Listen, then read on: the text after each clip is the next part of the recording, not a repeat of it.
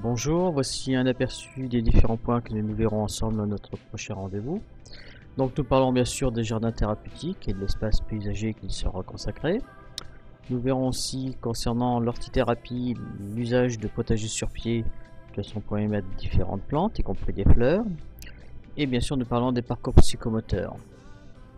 Lors de cette partie, nous verrons ensemble l'intégralité des équipements psychomoteurs, c'est-à-dire les équipements liés à la marche, comme les barres parallèles, les barres fixes, ou même les slaloms, ou les passages sur différents types de sols. Les équipements liés à l'enjambement, que cela soit sur différentes longueurs ou sur différentes hauteurs, comme nous voyons actuellement en vidéo. Et également des équipements sur le franchissement, ça peut être des dômes, ça peut être également des bosses, ou aussi des escaliers. Voilà. Nous aborderons aussi les équipements concernant les membres supérieurs pour tout ce qui est travail, je dirais, concernant l'amplitude articulaire. Une autre partie que nous verrons concernant tout ce qui est activité cognitive. Nous sommes ici sur cette vidéo dans un jardin de stimulation mémoire où les différents résidents ont à leur disposition différents panneaux sur différents thèmes avec différents niveaux de difficulté. Là, c'est un panneau concernant les couleurs.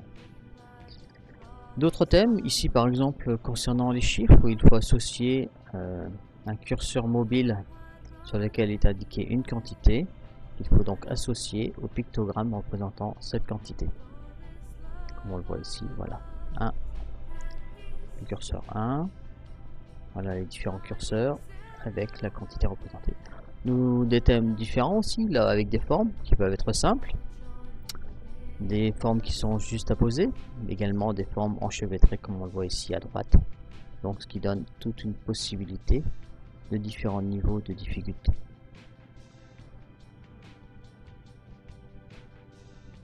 Il existe bien sûr beaucoup d'autres panneaux. Nous verrons le prochain qui se situe sur notamment les panneaux avec concernant le relief. Donc là ce sont des pièces mobiles dont on peut faire aussi la rotation. Donc il faut placer les pièces donc en relief dans les bas-reliefs correspondants. Il faut aussi faire de la reconnaissance tactile et visuelle des formes.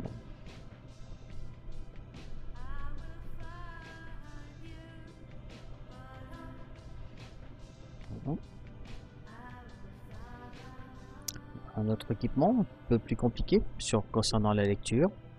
Sur les curseurs colorés, il est indiqué une couleur. La couleur ne correspond pas à la couleur du curseur coloré.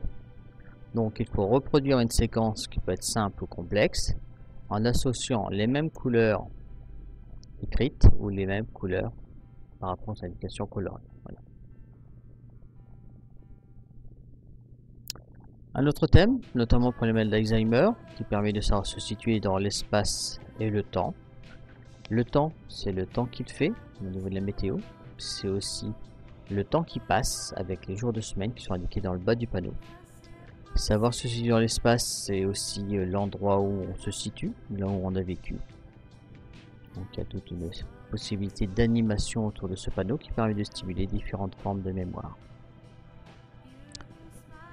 Un autre aperçu de ce que l'on fait, ici une table d'ergothérapie extérieure qui permet de travailler la coordination au niveau des mouvements, main gauche, main droite, également le réflexe. Et sur la partie centrale, il s'agit d'un panneau que l'on peut dessiner directement sur le support. On est plutôt dans une activité d'art-thérapie. Il y a un support de porte-gobelet à gauche et à droite. Sur cette partie centrale, on peut aussi mettre des quiz, par exemple, dessiner un jeu comme un jeu de morpion, ou également faire du calcul.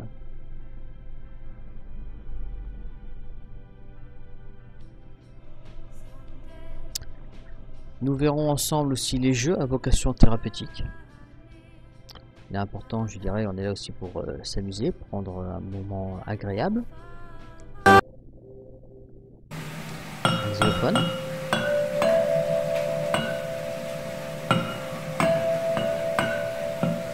Voilà. Super. On a travaillé à la fois la coordination d'un point de vue moteur.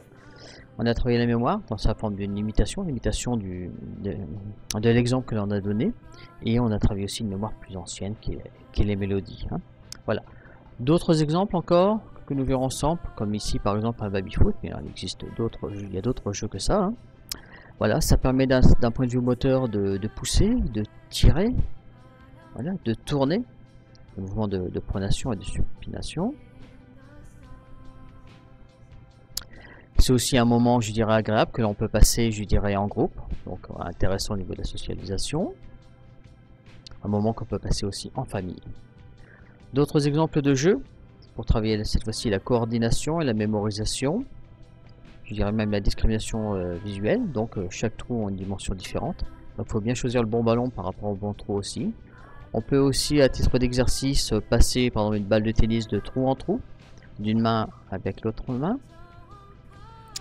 Le premier qui a gagné, c'est celui qui a fait 10 points. Donc là, il faut bien choisir là aussi, là où on va lancer la balle pour faire le nombre exact de 10 points.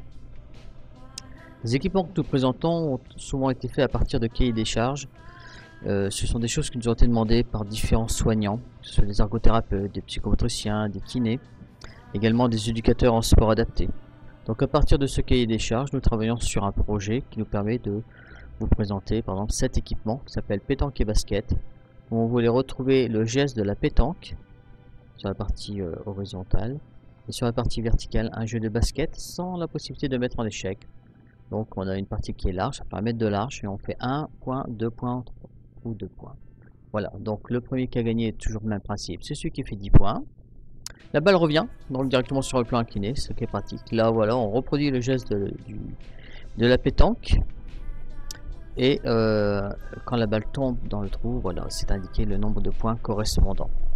En conclusion, bien, on rappellera ce que c'est qu'un jardin thérapeutique avec ses différents aspects concernant l'espace paysager, l'orthithérapie, les différents équipements liés à la psychomotricité, les équipements liés à l'équilibre et à la prévention de la chute, hein.